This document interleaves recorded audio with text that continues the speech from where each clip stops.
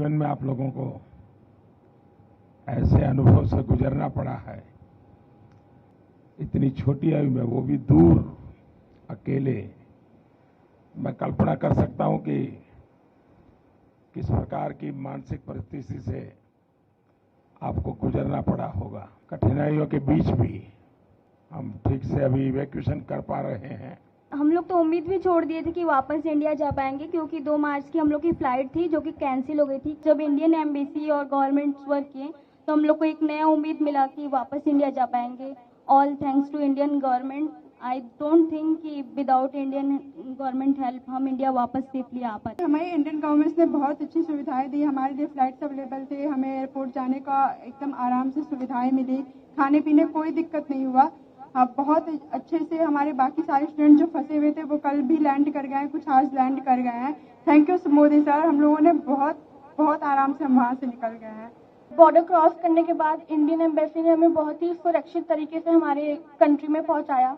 तो मैं हमारे प्रधानमंत्री नरेंद्र मोदी जी यानी कि आपका बहुत ही धन्यवाद कहना चाहूँगी कि आपने मुझे मेरे घर तक सुरक्षित पहुंचाया। और मुझे विश्वास है कि और भी जो बच्चे फंसे हैं आप उन्हें भी जल्द से जल्द उनके घर पहुंचा देंगे। सर 24 तारीख को जब अटैक हुआ तो हमें लगा था कि हम यहाँ से अपने देश वापस नहीं जा पाएंगे। और सर 2 रात हम ऐसे गुजारे जैसे लगा है कि हम मौत को कितने करीब से देख चुके हैं। बट सर मुझे गर्व है कि मैं भारत देश का वासी हूँ और गर्व है मुझे यहाँ के सरकार पे, शराब पे। और सर सबसे ज्यादा गर्व मुझे महसूस होता है अपने तिरंगे पर। जब हम इवैक्यूएशन से आ रहे तो हमें ऐसी नोटिस मिली थी कि आप अपने बस के आगे और खिड़कियों पे तिरंगे को लगा दीजिए ताकि जब रशियन आर्मी देखेगी तो आपके केवल तिरंगे से वो आपको टच भी नहीं करेगी। और इस तरह मेरे लिए बहुत बड़ी बात है कि मैं ऐसे महान देश में पैदा हुआ।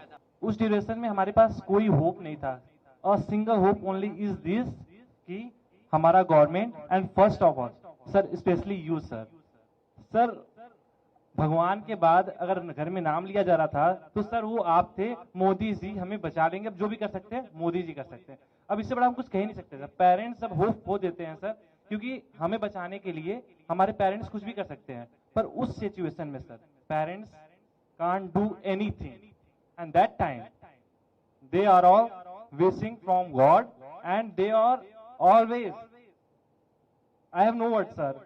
घर में 100 बार नाम सिर्फ आपका लिया जाता था कि मोदी जी कुछ कर लेंगे, वो ही कुछ कर सकते हैं, अब कोई कुछ नहीं कर सकता। First of all I would like to say that पहली बार हमने इंडियन झंडे की ताकत देखी। हम जब बस पे जाते थे तो करीब 25 चेक पोस्ट हमें मिली जहाँ पे हमारी चेकिंग हुई, आर्मी अंदर आई, बट उन्होंने छोड़ दिया हमें, मतलब हमारे फ्लैग को देख के छोड़ दिया। इवन जो अदर कंट्रीज के बच्चे थे, नाइजीरियन, मोरक्कन, वो सब हमारे झंडे को यूज करके वो लोग वहां से बॉर्डर क्रॉस कर रहे थे। तो sir thank you so much for evacuating us, thank you so much sir. मेरी दादी ने मुझे ये बोला था कि क्योंकि मेरे फादर आर्मी में है तो उन्होंने बोला था कि तुम्हारे पिताजी ने तो ये वॉर नहीं देखा जो तुम फेस करके आ रही हो, लेकिन उन्होंने ये कहा कि मोदी सरकार जी पे पूरा भरोसा है कि अगर कोई नहीं तो वो तो आपको जरूर ही निकाल देंगे। जब अटैक हुआ था 24 को तो 25 को हम सारे राशन की लाइन में लगे। हमें लगा कि 1 हफ्ते लग जाएंगे हमें इवैक्यूएशन के लिए, लेकिन हमें 26 को ही मैसेज आ गया कि आज आपका इवैक्यूएशन है। हम बॉर्डर पहुंचे, फिर वहां से हम रोमानियन बॉर्डर को क्रॉस किया और फिर वहां से इंडियन एम्बेसी ने हमारा बहुत साथ दिया। हमें तुरंत इवैक्यूएट किया गया, फ्री फ्लाइट्स, फ्री एवरीथिंग। मेरे पास तो इंडियन करेंसी भी नहीं थी लाने के लिए कुछ भी। तो हम लोग सो ही नहीं पा रहे थे कि अटैक हो गया, अब हम लोग के साथ भी कुछ भी हो सकता है। और जब हम लोग स्टडी के लिए गए थे उसके जस्ट 1 हफ्ते बाद मेरे पिताजी का देहांत हो गया। तो उसके बाद मेरी मम्मी इतना ज्यादा पैनिक होती थी हमेशा कि तुम कब आओगी, कैसे आओगी, अब मैं कुछ कर भी पाऊंगी कि नहीं कर पाऊंगी। तो उनके पैनिक होने से मैं भी पैनिक हो जाती थी। तो जैसे ही उनको पता चला कि सरकार ने इतना इंतजाम किया है, आ जाऊंगी, जैसे ही उन्होंने मुझे देखा, आपको इतनी दुआएं दी हैं कि आप हमेशा खुश रहे, आप हमेशा जिए। उसके बाद हम लोग को जरा सी भी दिक्कत कहीं भी महसूस नहीं हुई। हमारा इंडिया इतना अच्छा है कि हमारे फ्लैग के जरिए दूसरे नेशंस के लोग निकल रहे हैं। तो thank you so much sir, thank you so much. हमारा देश मजबूत हो, इन सारी समस्याओं का समाधान उसी में है। उसी प्रकार से मैं तो अभी भी मानता हूं कि अगर देश में पहले से मेडिकल एजुकेशन की नीतियां सही होती तो आप लोगों को बाहर नहीं जाना पड़ता। कौन माँ बाप चाहते कि इस छोटी उम्र में अकेले भेजते, कोई माँ बाप नहीं चाहता। लेकिन हम लगे हैं। देखिए, पहले करीब 300-400 के बीच में हमारे यहाँ मेडिकल कॉलेज थी, अब हम करीब 700 तक पहुंच गए हैं। हर जिले में मेडिकल कॉलेज कर रहे हैं। पहले हमारे देश में कोई 80-90 हजार के बीच में सीटें थी, अब पिछले 5 साल में हम इसको 1.5 लाख तक पहुंचा दिया है। यूपी में भी नए 2100 विद्यार्थियों के लिए सीटें बनाई हैं। यहाँ प्राइवेट मेडिकल कॉलेज भी करीब करीब डबल हो रही है। और मेरी कोशिश है कि हर जिले में मेडिकल कॉलेज हो। जिस प्रकार की कोशिश हम कर रहे हैं, तो शायद 10 साल के भीतर भीतर पिछले 70 साल में जितने डॉक्टर बने हैं, उतने नए 10 साल में बन जाएंगे जी। इतना बड़ा काम हो जाएगा। तो फिर बच्चों को बाहर भी नहीं जाना पड़ेगा, मजबूरियां खत्म हो जाएगी, परिवार को भी टेंशन नहीं होगा। तो मेरी ये कोशिश है।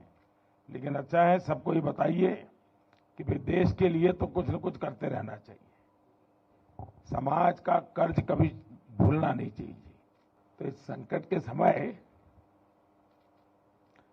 स्वाभाविक है, क्योंकि अगर कोई बच्चा गुस्सा भी करता है तो मैं मानता हूं ये स्वाभाविक है। भाई, इतनी मुसीबत से आया है और इतनी ठंड में इतना चलना, तो ये बहुत स्वाभाविक है। अगर किसी बच्चे को, उसके माँ बाप को भी अगर गुस्सा है, इवन मेरे लिए, तो भी मेरा मत है कि उसका एक गुस्सा जायज है, जायज है।